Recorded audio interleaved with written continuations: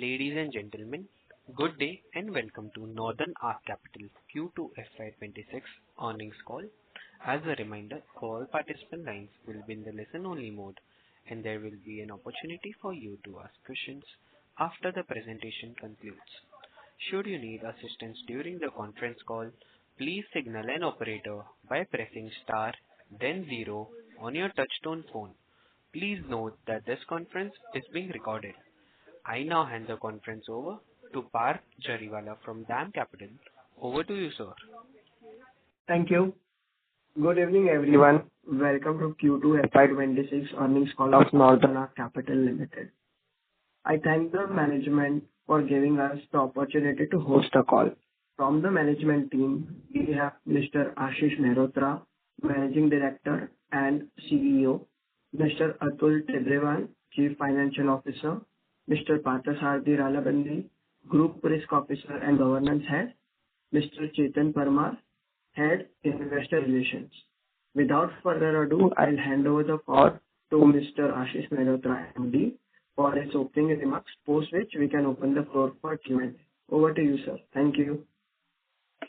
Hey, thank you, Parth. Thank you very much. Good evening, everyone. I'm delighted to welcome you in today's call. Thank you for joining us for today's conference to discuss Northern Arc Capital performance for the quarter ending September 30th, 2025. I'm also joined by my colleague, like Parth said, Atul Tibrewal, our CFO, Parthasarathy Ralabandi, our Group CRO and Governance Head, Jigar Seta, Head of Strategy, Chetan Parmar, Head of Investor Relationship. Let me begin with macroeconomic environment. I think India continues to demonstrate remarkable resilience despite global uncertainties, including tariff-related pressures, geopolitical tension. In the last 15 months, Indian economy had faced multiple headwinds, including slowdown in urban consumption, private credit investments, decline in manufacturing activity, rising protectionism, and supply chain disruptions. However, fair to say, in the recent policy measures, notably in income tax, GST, RBI, liquidity and regulatory easing initiatives, are expected to stimulate the consumption and support a broader economic revival. A normal monsoon will further add to the rural demand and stability. Together, these factors are poised to strengthen the country's growth momentum in the coming quarters. Following the repo rate cut earlier this year and the recent government stimulus through GST rate reduction, expected to provide a flip to consumption, creating supporting environment for higher growth in the second half of FY2026. We began witnessing early signs of revival in credit growth towards the later part of quarter two, and this positive momentum has further strengthened through the October, reflecting an improving credit demand environment across the key segments where we operate. Our assets under management grew by about 15% on a year-on-year basis and about 6% on quarter-on-quarter basis to 14,166 crores, reflecting the early signs of momentum which is in line with other players in the market. However, excluding the rural finance book, which we consciously calibrated, the growth would have been 22%, which would have been better than the industry growth rate. Growth was predominantly driven by a direct-to-customer segment, which accounted for 54% of our total assets under management as of September 25. Direct-to-customer AUM grew by about 17% from 6,498 crores in September 22 to about 7,628 crores in September 25. Excluding the microfinance or rural finance business, our direct-to-customer business assets under management has grown by about 32% on a year-on-year basis, which is in line with the guided strategy to grow the direct retail book by over 30%. Growth in D2C segment is driven by strong momentum in the MSME space, which grew by about 42% on a year-on-year basis. To support this momentum, we've added another 100 employees across sales collection functions during the quarter and expanded our network with 50 new branches in FY2026. These investments further strengthen our infrastructure, position us for sustainable growth in the coming quarters. MSME is a very vast opportunity which we are trying to make conscious efforts to grow. We are also building this brick by brick as it gives us a long tenor annuity income of secured asset pools. Our consumer finance business continued to demonstrate healthy momentum. Our assets under management has grown by 24% on a year-on-year basis. We are witnessing early signs of pickup in consumption demand, driven by credit demand supported by recent GST rate cuts and ongoing festival seasons. This positive trend has extended into October this year. We expect the credit demand in the second half of the year to be much better than that what we witnessed in the first half for this segment. Coming to rural business, we have consciously calibrated a microfinance portfolio while largely retaining a strong operational base of 285 branches, over 1,900 employees. Our incremental PAR 0 plus accretion has now reverted to the pre-stress level, reflecting a steady improvement in the portfolio quality. Notable fair to bring out that 80% of our MFI book comprises loans originated after implementation of the MFIN guardrails, and nearly 40% of our portfolio is covered under CGFMU, and incrementally we continue to cover portfolio as we originate new loans under this program. This sustained improvement in asset quality, supported by a robust infrastructure, gives us confidence and capabilities to scale up our MFI business as we go forward. Our intermediate retail, part of the credit solution business, has recorded a healthy growth of 13% on a year-on-year basis. Building on the recent GST cuts and festival season-led demand, we remain optimistic that the credit growth in the second half of the year will be stronger than in the first half, consistent with the guidance shared in our earlier calls. Our fee-based business, a key differentiator for Northern Arc, continue to complement our lending operation. Our performing credit funds has grown by 14% on a year-on-year basis to 13,196 crores. In addition, a few new funds in pipeline we expect to launch in the coming quarters, which will further enhance our assets under management and then strengthen our fee income. This underscores our strategic focus on building a comprehensive credit solution ecosystem rather than solely relying on the balance sheet-led model. Turning to asset quality, our credit performance remained best in class, supported by prudent risk management and conservative provisioning philosophy. We continue to maintain a very high-quality portfolio by proactively providing for stressed and unsecured exposures. The credit cost for the quarter improved to 2.7% compared to 3% in quarter one of this fiscal year, resulting in H1 credit cost of 2.8%, which remains well within our guidance of around 3%.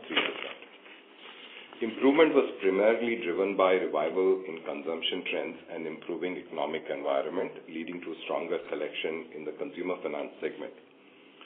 We also witnessed a decline in MFI provision, supported by our portfolio calibration and the fact that 80% of our book now in line with the new MFIN guardrails, and 40% of that is covered under the CGFMU. Additionally, our analytics-driven collection and recovery initiative further strengthen recoveries and help contain slippages. We believe that the steps taken, including responsible and sustainable lending practices, focus on long tenure retail products, adoption of MFIN guardrails, and the coverage of all rural finance assets under CGFMU guarantee scheme will help stabilize delinquencies going forward. In addition, we have further strengthened our collection infrastructure, which is expected to drive continued improvement in recoveries across our retail portfolio in the coming quarters.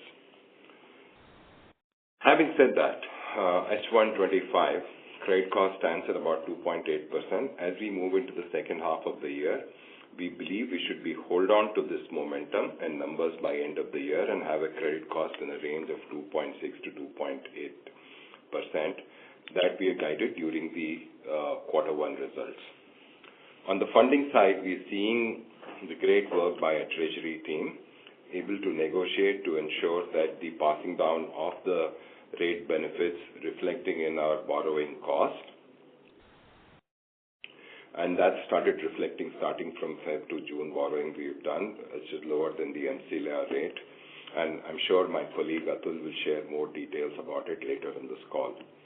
Overall, these positive development gives us a confidence that we are well positioned to achieve our guided AUM growth of 22% and ROA around 2.8% plus for the year FY26. With that, I will now hand over the call to Atul to walk you through our Q2 numbers in detail. And thanks, Atul. Over to you. Thank you, Ashish, and good evening, everyone. I appreciate all for joining the Northern Arc Q2 earnings call. Let me walk you through the financial performance. Our assets under management stood at 14,166 crores, reflecting a growth of 15% year-on-year and 6% quarter-on-quarter. Within the AUM mix, the direct-to-customer business contributed 54%, of which MSME finance was at 22%, consumer was at 26%, and MFI consciously calibrated at 6%. Net interest income for Q2 stood at 322 crores, which is up 12% YOY. The yield on advances have improved by 10 basis points quarter-on-quarter to 16.3%, and the cost of fund improved by 40 basis points quarter-on-quarter, resulting in NIM expansion of 40 basis points quarter-on-quarter to 9.3%. As Ashish highlighted, banks have started to pass on the benefit of the repo rate cuts through reductions in the MCLR. During Q2 FY26, banks' MCLR declined by close to 25 basis points. Of the cumulative 100 basis points reduction in the repo rate so far, about 40 basis points has been transmitted to the borrowers. This combination of lower MCLR rates and the repricing of our existing borrowing resulted in a 40 basis points sequential decline in our cost of funds to 8.5% in Q2 FY26 compared to 8.9% in Q1 FY26. The net revenue, including the fee income, rose 10% YOY to 344 crores. Fee and other income was at 21 crores. Our OPEX ratio for Q2 stood at 3.7%. The slight uptick in the OPEX was primarily on account of strengthening our MSME team, particularly in sales and collections. The pre-provisioning operating profit, or PPOP as we call it, for the quarter was 213 crores. Asset quality remained quite stable with GNPA at 1.15% and NNPA at 0.56%. Provision improved sequentially to 92 crores in Q2 compared to 102 crores in Q1. And this reduction was primarily driven by lower provisioning in the MFI portfolio and a revival in the consumption trends that supported stronger recoveries. On a percentage basis, the overall credit cost for Q2 improved to 2.7% compared to 3% in Q1. And as Ashish highlighted, we expect credit cost to remain stable in the range of 2.7 to 2.9% in the second half of the year. The profit after tax for Q2 increased by 13% quarter-on-quarter to 92 crores compared to 81 crores in Q1.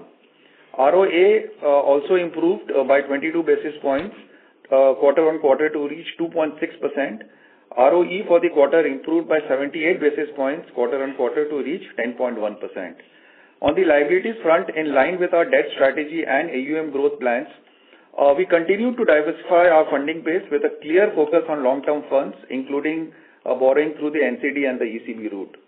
Liquidity remains very comfortable with positive cumulative mismatch across all the time buckets.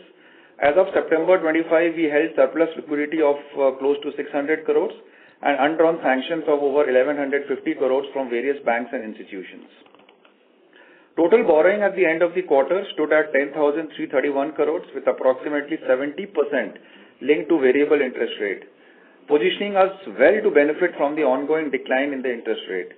Our funding mix remains very well diversified with 25% sourced from offshore and DFI partners and the balance 75% from domestic banks, institutions and capital markets. Tangible net worth stood at 3,663 crores and which is up 10% YOY. We have strengthened the balance sheet materially. Our debt equity ratio also improved from 3.9 in March 24 to 2.8 times as of September 25. Capital adequacy remains quite strong at 24.6%, well above the regulatory requirements, giving us ample headroom to grow the balance sheet over the next 3 years. Thank you so much.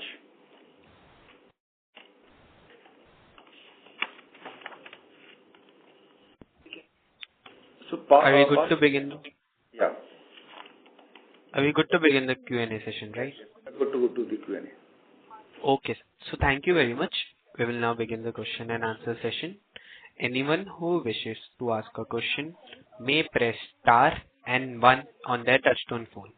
If you wish to remove yourself from the question queue, you may press star and 2. Participants are requested to use handsets while asking a question. Ladies and gentlemen, we'll wait for a moment while the question queue assembles.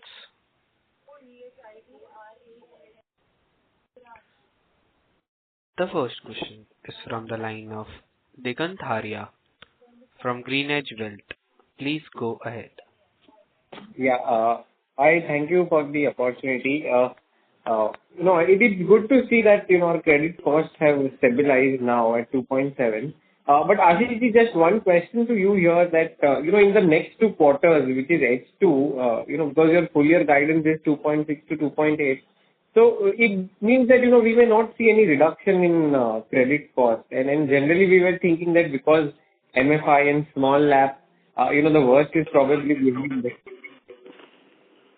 For the sector. No, like we said, anywhere between 2.6 to 2.7, 7.5. I think we will hopefully should see an improvement. Like I said, the quality of the new book is both in case of rural finance or MFI is actually better than what we were seeing in the April 24, so which is pre-stress level. It is actually performing better than that. We're seeing sequential improvement across the portfolio. But if there is a residual stuff which needs to pass through, that will pass through. And that's one of the reasons why we are holding on to it. Obviously, with the investments in collection and in investments in analytics will allow us to get some more incremental gains. That's the position we're taking. It's always good to be prudent and make promises which we will give you positive surprises in. Right. Okay, that's great. I always thought so that, No, I'm holding on to what I said, and, everything we've said in our comment, we also refer to the earlier guidance, and it's important for us to build that level of in what we are saying and how we demonstrate the performance against the comment we make in this. Perfect. Ashish, my second question is on the partnership business. Maybe the last 12 months the growth was slow because, the underlying NBFC ecosystem in high yield lending itself was going through this entire macro stress. Next 12 months, do you expect better growth rates in the placement business and the partnership loan book, which is say around 6,700 crores? Is that possible?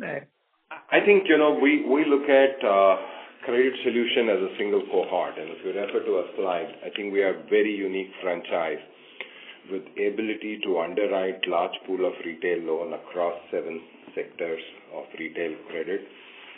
Process that through our own bespoke tech platform, underwrite it through a time-tested model, give it to institutional investors, give it to retail investors through our bonds platform called Altify.ai, invest in our funds, performing credit funds, and support from balance sheet. And I think that's the sequence we want to follow. So the focus is more towards building a holistic credit solution business rather than a simplified balance sheet-led approach. Right. Okay. And just the credit costs for this division, the partnership division was slightly higher this quarter versus last quarter. Like we hold some prudent provision in it. We've said that even earlier. I think those are incremental overlays we've taken, and as in the coming quarters, as we run through the situation, as we continue, we are seeing the improvement. The partner should also see the same improvement, which we're seeing in the flow rate. We will start releasing what needs to be released. Great. And then now my last question is on the OPEX, that this quarter was slightly higher. Was it because of the collections infra we are building in the small lab? The idea was to proactively also build back on the both, while we continue to hold the infra on the rural finance side, but we also wanted to build a lot more on the direct lending capabilities, and I thought it's a good thing for us to initiate it. We spoke about it. But our guidance on that remains range-bound. Our OPEX will remain between 3.6 to 3.7.5% to 3.8%, around that range. We are over that 4% mark long time back. We made the right set of investments. and if we continue to make investment, will remain well within the range point. You will see a movement between a quarter, and that's depending on how do you prioritize what expenses you undertake, but on a full year basis, we should land between 3.7 to 3.8. Right. Perfect. Ashish ji. Thank you so much. Wish you all the best, and hopefully we wish to see 100 crore plus quarter soon. Thank you so much. Yeah, thank you. Thank you. The next question is from the line of Shweta from Elara Capital. Please go ahead. Thank you, sir, for the opportunity. Sir, could you throw some light on MSME credit, and have we to yet to assume that the challenges haven't subsided fully, because your transaction volumes sequentially have been slightly sluggish. The placement volumes also have been softer. Are we still sensing some challenges or pressures, or it's more to do with being slightly cautious? Shweta, thanks. I think, like we said earlier, we continue to follow a calibrated and a little bit cautious approach. We do not represent in a placement business institution where we don't track risk. We are not like other arrangers. It is skin in the game for Northern Arc. So we consciously take a pool which we take for an institutional investor needs to pass through our pool filters. And that's why 90% of investors continue to buy pools from us for over 3 to 5 years. They are a large client, so I think that's where it is. There also, the demand on this sector has been slightly slow. That is one of the reasons. But on our own balance sheet, you've seen that business has grown tremendously, and we continue to see that growth momentum. I think as we get into H2 of this year, we're seeing massive traction building in our placement business and in our bonds platform.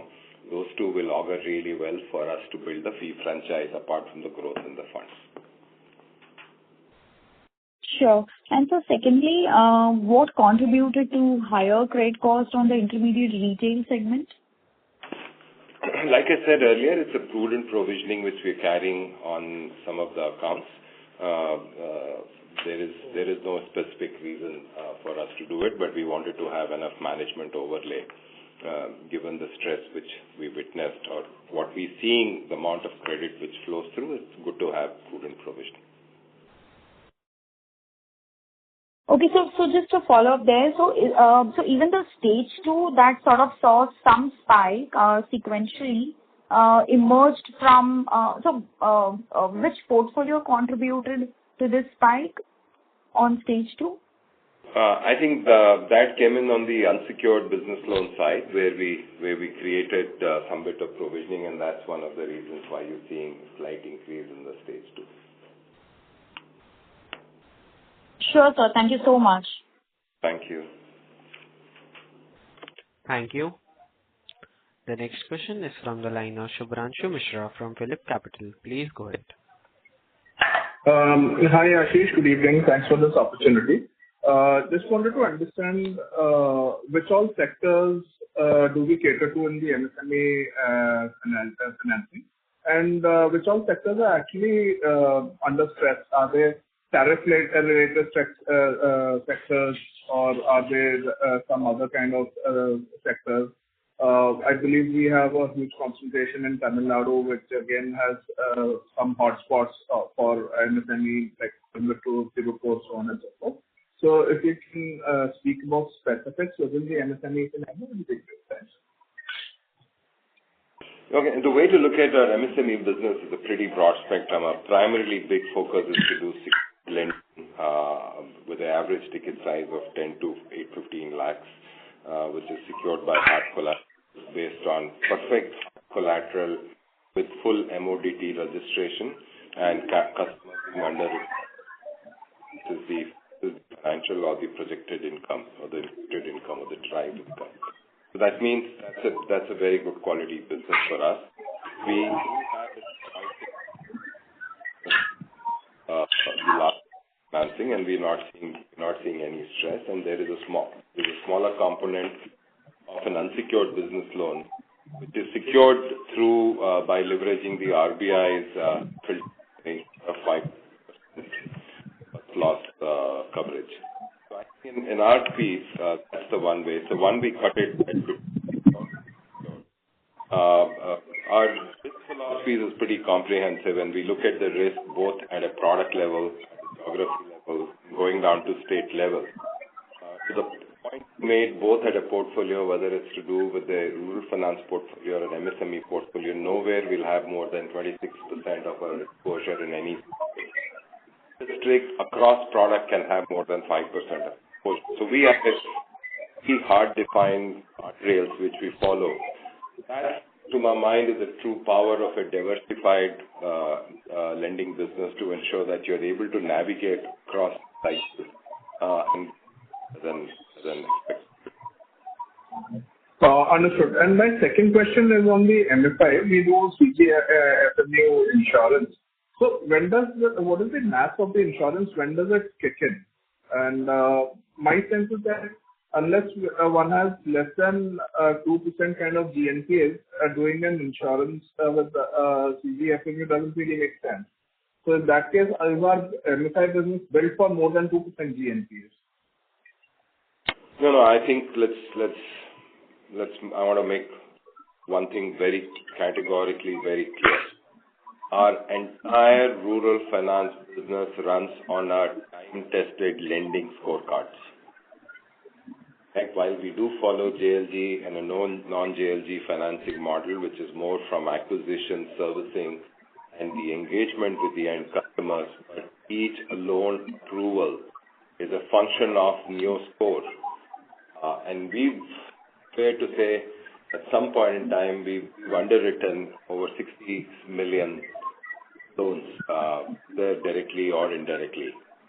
So scorecards determine whom we're going to lend. We've tested this scorecard again and again, and the all new sourcing effective March this year onward is under CFMU.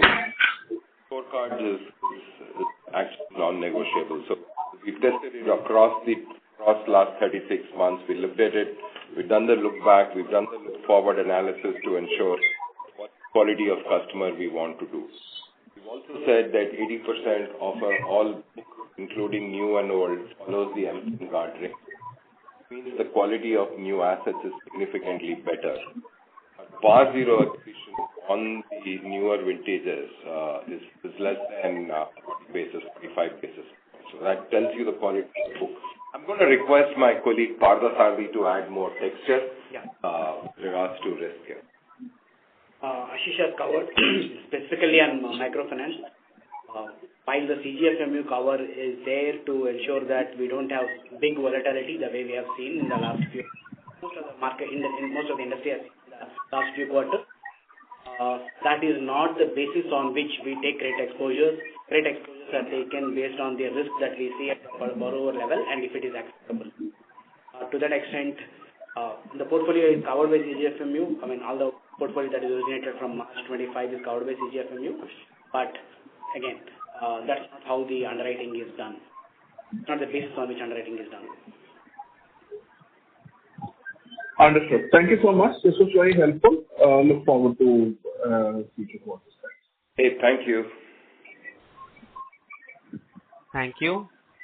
The next question is from the line of Chintan Shah from ICICI Securities. Please go ahead. Thank you for the opportunity and congrats on a good set of numbers. So firstly, on the margins front, so margins have kind of seen a steep uptick, so almost 40 bits improvement, largely driven by the funding cost. So how much of the funding cost is yet to be, how much the borrowings are yet to be repriced? I understand that 70% of the borrowings are floating in nature, so most of them have been repriced, or do we anticipate some further benefit in H2 as well? That's the first question. So thank you. I'm going to request Atul over to you for all the great work Treasury has done. Hey, thanks. Hi, Chintan. So on the liabilities front, Chintan, as you mentioned, our strategy is to diversify and with a clear focus on long-term resources. So this quarter, the key levers for us was issuance through the NCD and the ECB route. So the cost of fund, incrementally for us has been in the range of 8.7% consistently, which is best of the class in terms of our rating category. You will not have too many NBFCs with such a cost of fund in the AA minus category. Nevertheless, on your question of the interest rate, we have availed 50% of the benefit of the MCLR cuts, but repricing of around 50% of our balance liabilities is yet to happen. That will gradually happen in December and March quarter. Most of the borrowings actually takes place in the later half of the year, and most of them will come up for repricing after completion of a year or so, in December or March quarter. So we have good amount of headroom for further reduction. So we are very hopeful of a good set of numbers going forward as well.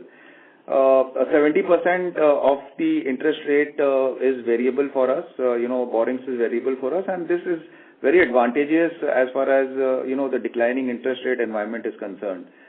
So yeah, so this is a key contributor for us in the form of increased NIM expansion during the quarter. Sure. So if you could also break that 70% into how much of that is linked to repo, MCLR, 3 months, 6 months, 1 year, as much as possible. So I would say around 50% of that 70% would be linked to 1 year MCLR, and the balance would be 6 months, 3 months, or T-bills as well as the repo rate. So, but 50% would be 1 year MCLR, and most of the 1 year MCLR would have come up for repricing only in the later part of the year. But one good thing is that incrementally we are seeing not only we are getting the benefit of the lower MCLR, but the spreads have also come down. And the other important feature for us was the issuance of NCDs. I think that is very key to us. We have successfully raised a large NCD issuance in the previous quarter, and we'll be doing more such issuance in the coming quarters as well. Sure. Now, on the OPEX front, actually, if I understand, the OPEX looks elevated largely because of the fee and commission expense. And if you look at the DuPont, the OPEX is like around from 3.5 to 3.7, but still that is some 2.4% increase in the employee cost. So, but this 3.7 should largely be the peak. So, more we don't expect any rise from that. This is largely in line with our guidance, right? No, Chintan, the fee and commission that you see is actually netted off from the interest income, because this is the servicer fee that is paid for the partnership business, and this is in the investor presentation that you see. This is netted off in the interest income or the yields. So the OPEX of 3.7% is largely the employee cost and the other OPEX. And that has slightly increased, and as Ashish mentioned, primarily on account of the collection infrastructure that has been built over the last 3 to 4 months. Sure.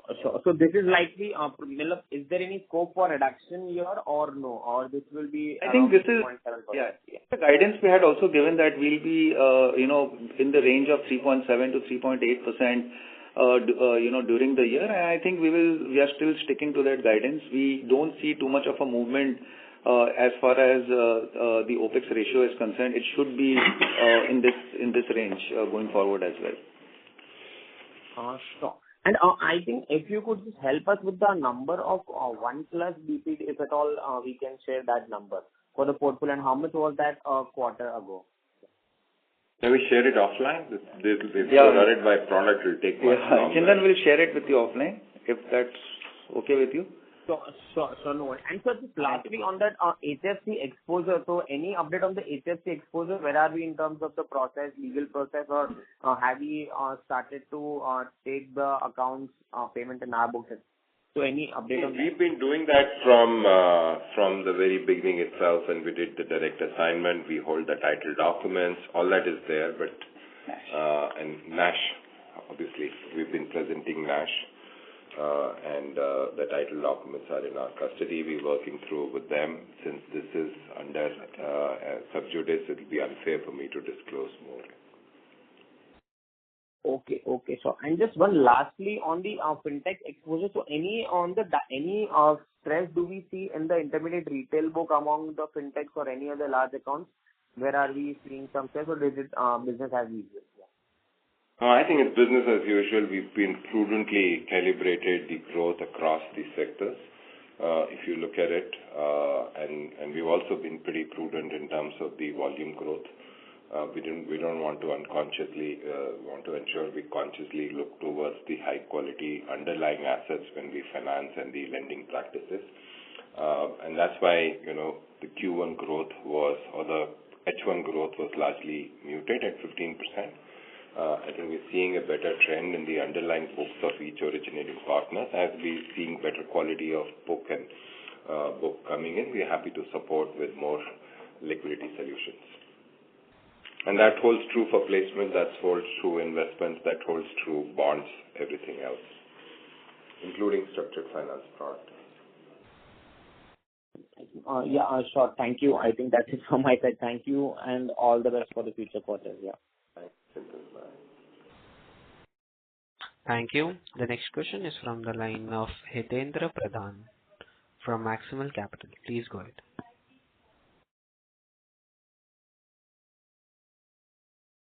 Mr. Hitendra? Yeah, hi. Are you able to hear me? Yes, sir, we are. Yeah. So, sir, first question on the credit cost. So we have gotten at 2.7% for this quarter.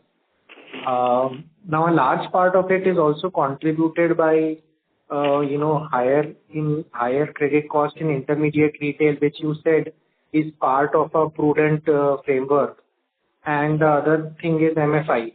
Now, given that both these things may not be sustainable in the next year, what kind of credit cost guidance would you look at the new book in FY27?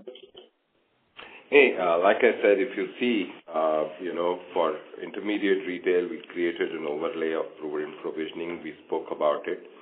You've seen an improvement in the consumer from what it was in Q1 to Q2, and so is in rural. Like I said, that our new book, which we are originating, and if I look at it over the last 10 months, 12 months book, it is performing better than the pre-stress level. We're looking at the par zero accretion, and I spoke about it. It is lower than what it used to be around January 24 to April 24, which was a good period of the book. So we are pretty confident around on it. If there is something we are holding on to, overall credit cost of range bound between 2.6 to 2.8, and that's the number we believe is well within there. I know it's a little bit of a conservative piece. I'm also personally very confident that we should do better than these numbers. No, sir, that is for FY26. But, you mentioned that what has to pass through will pass through. So that is all right. But given, the situation right now, what can we assume for next year? Oh, I think next year, like we said, I think we should see as you build the quality of this book, if you're going to end this year at 2.6 to 2.7, the following year our credit cost should be between 2.3 to 2.5% here, or 2.6%. It shouldn't be more than that. That's where it is. That's the quality of business we speak of. We've always said that we'll remain between 2.5 to 2.7. Our target is to get lower than that, but that's the number. Okay. And on the fee and other income in the ROE tree, we see that in this quarter, this has been subdued at 0.6%. So, maybe because of stronger credit filters that we have used. But, going forward, as things stabilize, where do we want this number to be? Again, more from a next year's perspective rather than the remainder of the year. Like we said, last year this number was about 90 basis points. I think if you look at it on a full year basis, we should be close to 85 to 90 basis points. And as we go forward with the credit demand picking up, this number should be upward of 90 to 110 basis points on a forward looking. That's what we're working towards. So growth in funds, growth in placement, growth in bonds platform, all of these are strong fee lines, and we have all of those capabilities. Last quarter particularly was slow also because the credit demand, offtake only happened around mid of September. correct? Till then, even on the vehicle finance or some of the other pieces, we were not seeing as much of demand. As we see the demand picking up, I'm pretty confident on an overall basis we should land upward of 80 basis points for the full year. Okay. And on the cost within a quarter will happen depending on the environment, what you want to do, transaction you want to take, not take. Like I said, we only represent transaction which pass through our risk filters. Yeah, so sometimes we let go of stuff which we don't think is the right thing to take for our investing partners to look at it. On the cost of fund, we mentioned that, so we have got a 40 basis point reduction in this quarter, and we mentioned that this is just the 50% of the overall decrease that we might have. So, but this has been erratic also, like quarter before it was 8.7, and then it increased in Q1 by 20 basis point. So are we looking at this to settle at around 8%, given where repo and things are? Atul, you want to take it? Yeah, sure. So this 8.9% for quarter one was the overall cost for the entire book, and this 8.7 that you are mentioning is largely the incremental cost. So I think, we should settle in this range of around 8.5 to 8.6% in the next few quarters. This is what we are giving a guidance, but there is scope. There may be a 10-15 basis points lower as well, but as a guidance, we would say that we will stick to around 8.5, between 8.5 to 8.7% for the year. No, Atul, you mentioned that, we have received around 50% of the rate cuts that have been there in the market. So what is the base from which we are comparing this? Because we are already at 8.5. So how much have we got? Yeah. And how much further is the scope? Sure. So a lot of these banks who would have, already reduced the MCLR, they would have given loans at a much higher rate. So even if their MCLR comes down, it will not be very significant, because if you recall a year back, the rates were close to 9.30 for us. So even if they have to reduce the rates by around 40 basis points, this will not reduce my overall cost to below 8.7%. So that is the reason I'm saying we will be in the range of around 8.5 to 8.7% incremental, and for the year we should close in the range of around 8.6%. Okay. And just final one, bookkeeping question now. You have been taking the insurance on the MFI part. So has that also contributed towards increase in the OPEX, and how much in absolute number would we have paid in terms of premium? We will have to get back on the exact number for that. Maybe Chetan will, circle back to you with that number. Thank you and all the best, sir. Thank you. Thank you. Thank you. Thank you. The next question is from the line of Darshil Javeri from Crown Capital. Please go ahead. Mr. Hello. Darshil? Good evening, sir. Thank you so much for taking my question. Hopefully I'm audible. Yeah.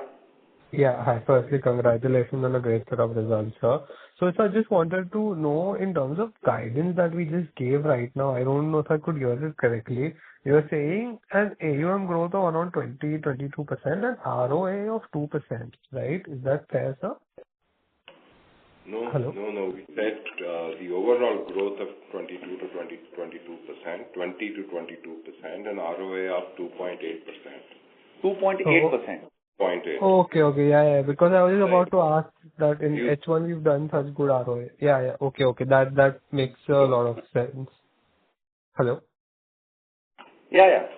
Okay. Saying that sequentially we have improved from 2.4 to 2.6% already in Q2, and end of the year we should be in around 2.8%. Okay. That helps a lot, sir. And sir, just wanted to go maybe in a more directional for a longer term vision. Like, we have the slide where we've shown that we've grown over 30% despite demonetization, COVID, and now MFI stress. So just want to know, like, currently when you're saying our book is performing better than what it was pre-stress, so maybe next 2 years, can be even more accelerated, like 20% is the 25% is the guidance, but it can be towards the more higher side? Because I think whatever bad in terms of macro environment was supposed to happen has probably happened.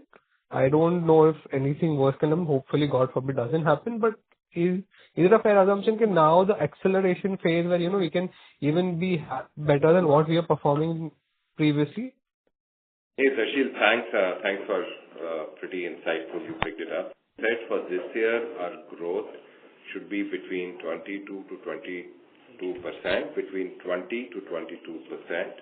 On a forward-looking, we said business, given the quality of business, we should be growing anywhere between 25 to 28% should be a sustainable growth rate on a year-on-year basis. Sometimes you have to calibrate depending the risk you are seeing, and that's one of the reasons we calibrated our growth. But the core businesses grew, like I said, our direct lending business to MSME, to secured MSME, to the overall MSME as a cohort, consumer as a cohort grew almost 30% plus. So, I think overall growth forecast on a forward-looking basis should be 25% to 28%. This year, given that the H1 and Q2 was muted and now we're seeing the growth, we should land somewhere between 20 to 22%. Okay. Fair enough. Yeah, that's it from my side. So thank you so much. All the best. Thank you. Thank you. The next question is from the line of Parth Jariwala from DAM Capital. Please go ahead. Hi, thank you for the opportunity. Sir, our credit cost has improved on the MFI piece, basically the rural business. So, what are the green shoots are we observing there? Can you throw some color there? And secondly, our provision on stage 2 has sequentially came down. So, what is the reason for that? Those two questions on my side. Partha, you want to take it? Because we spoke about PAR 0 accretion, so maybe you want to give more granular texture. Right. Thanks, Partha, for the question. As you mentioned, the MSME credit cost for Q1 and Q2 both is at 1.8%. And what we are seeing actually is the collections improving and the flows actually come down a little between Q1 and Q2. The way we look at it, with improved focus on collections and the flow control, this should improve as far as the MSME credit cost is concerned. On the MFI credit cost. MFI credit cost again, while the CGFMU is there, but in terms of the current credit cost, as you can see, Q1 was 7.7 and Q2 is 5.1%. We should expect the credit cost to improve. The net accretion to PAR, that is 1 to 90, has actually come down quite a bit between Q1 and Q2. Directionally, it is looking pretty reasonable. Also, the advantage of using our own scorecard, which some of the other lenders also now begin to use, called New Score, helps us not only to get better approval rate, but also to eliminate potentially bad customers. And while we may use CGFMU scheme, but our sense is with or without, our quality of the book should be significantly better using our scorecards. And sir, what would be the overall credit cost for the rural business for this year? Currently, credit cost will be about 5.1. Currently, 5.1. Even if you I'm asking for the year. Q2 is at 5.1, and obviously Q1 was at 7.7, which was slightly elevated. The way we look at it overall for the year, we should be able to maintain under 5, around close to 5. I think you see an improvement as we go forward on a quarter-on-quarter basis. Yeah, that's where it should be. Sir. And on the PCR on stage 2? Yeah, but on the PCR question, it's a matter of composition of what was there and what type of asset is there in the stage 2. We have seen an addition of one asset in stage 2, which required unlike a retail portfolio where the stage 2 provision requirements are significantly higher, under Ind AS, when the life of an asset is equal to or less than 1 year, the provision coverage ECL requirement on a stage 2 asset is not substantially different from a stage 1 asset if the average life of the asset is lower. Because of which, if the stage 2 composition is such that the asset which requires lower stage 2 coverage is the one that is added to the pool, obviously your coverage ratio will look a little lower. It's just the model remains intact, all the rates remain intact, and it's just a composition of stage 2. Okay, sir. Thank you. Thank you. The last question comes from the line of Bharat Sharma from 3 Sigma Asset Managers LLP. Please go ahead. Yeah, hi Ashish and team. First and foremost, congratulations for a good quarter. Ashish, I'm a retail investor. I want to just understand what is your overall, I'll say, long-term positioning for North Star in, vision for North Star in Indian financial ecosystem, right? Where do you see yourself in next 4 years in terms of, say, being a large NBFC or any special segment-specific NBFC? Just wanted to have an overall, I'll say, vision from you. No, I think thank you, Parth, and it's good, Bharat. Thank you, Bharat. I think fair to say the unique strategic posture which Northern Arc has is hitherto no other company. If you take a composition of the capabilities and a domain expertise Northern Arc has developed, essentially financing the credit needs of India's underserved household and businesses through a multi-channel. We run probably the most unique credit solution business, which is where we can originate large pool of retail loans, whether they are housing loans, whether they are consumer loans, whether they are MSME loans, whether they are vehicle finance, whether they are agri, whether they are solar, across the 7 sectors where we operate.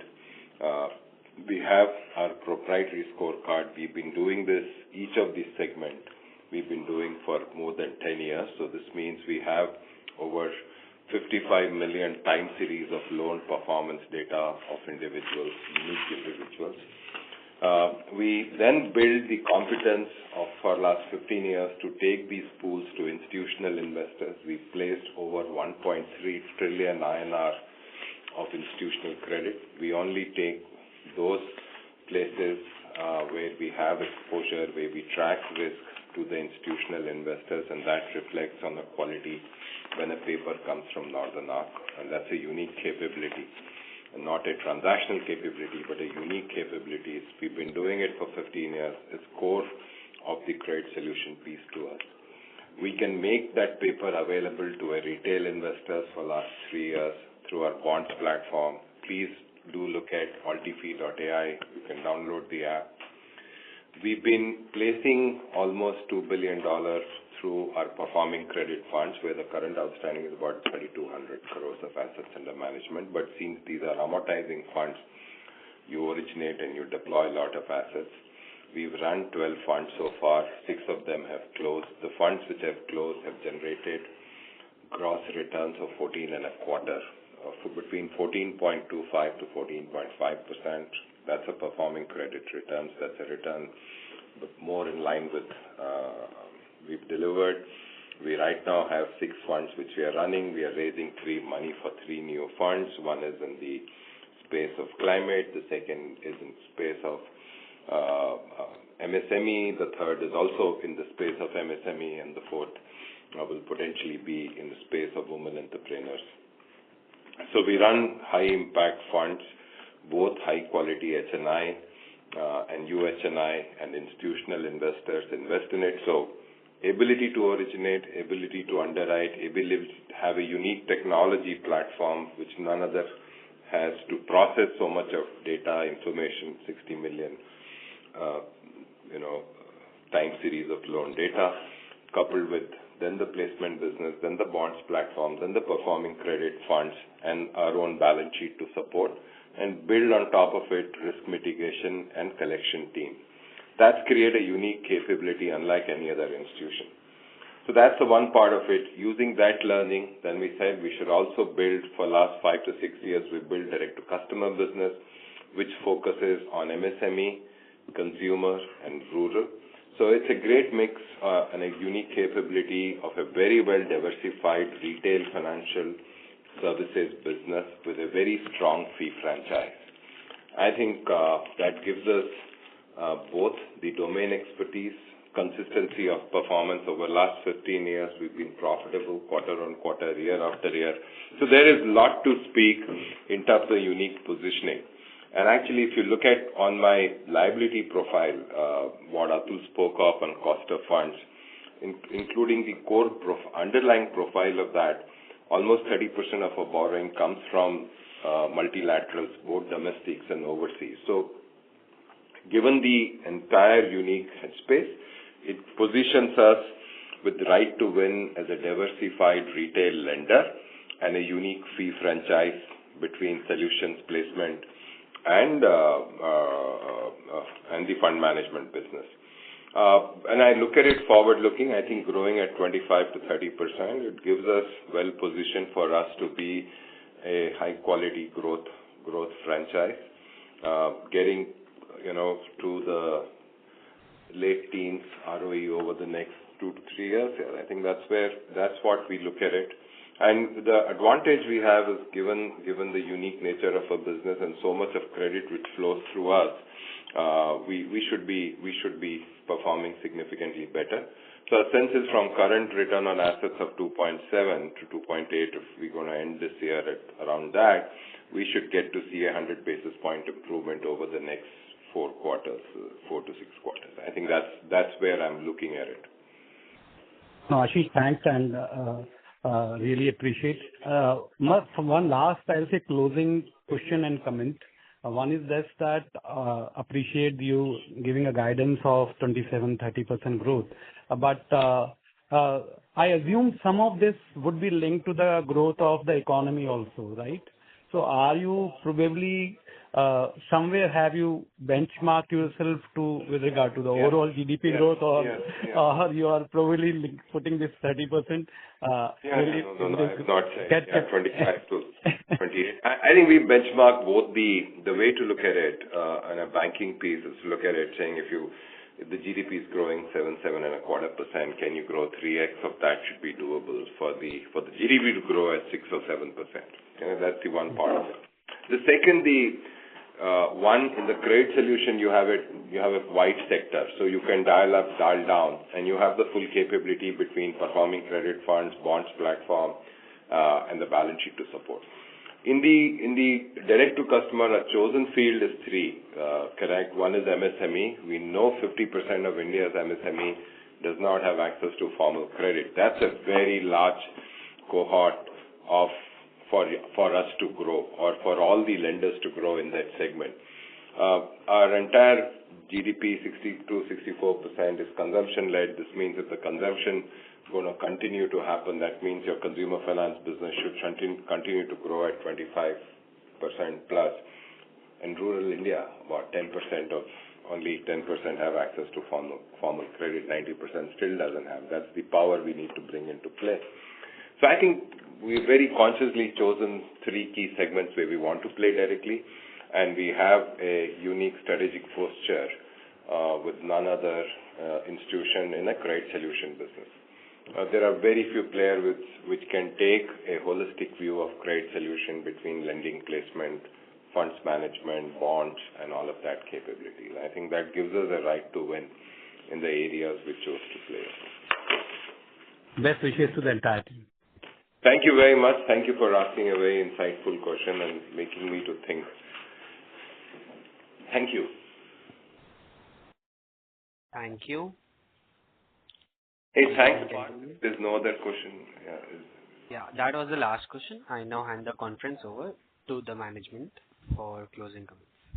Thank you very much. We truly appreciate the active participation and insightful questions, which makes us think, makes us work harder. We stand committed to building a high-quality franchise. Thank you all. Have a great weekend and have a great rest of the year. Thank you. Thank you. Thank you. Thank you all. On behalf of DAM Capital Advisors, that concludes this conference. Thank you all for joining us, and you may now disconnect your lines.